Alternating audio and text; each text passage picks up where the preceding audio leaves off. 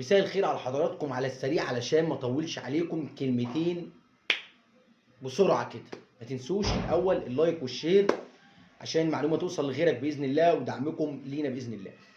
اليو ديانج حتى الان نادي الخلود السعودي لم يعلن عن صفقه اليو ديانج وجاكسون موليكا، والناس بتتمرن مع الفريق من فتره. ليه؟ لجنه الاستقطابات هناك في السعوديه او الصندوق المسؤول او اللي بيكرت الفلوس أبلغ الفريق الخلود السعودي إنه ما عندهوش ميزانية تكفي الصفقات هذا الموسم. إيه اللي ممكن يحصل؟ قد تحدث تغييرات مفاجئة.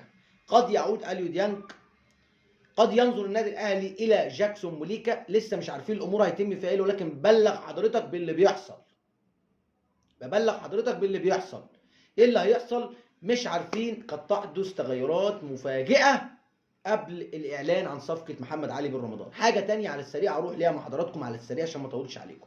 اللواء ثروت سويلم راجل مسؤول، تحس ان الناس دي مش فاهمه اي حاجه خالص، مفيش بعد اجتماعي. الراجل عايز يشفر الدوري المصري. طبعا قبل منه قال احمد حسام ميدو، وقبل منه قال المحلل اداء الفني تامر بدوي، نفس الكلام. النهارده اللواء ثروت سويلم امبارح بيقول عايزين نشفر، ولو شفرنا 200 جنيه وكل فرد يدفع 100 جنيه اشتراك، وكمان هنلم مش عارف 2 و3 مليار.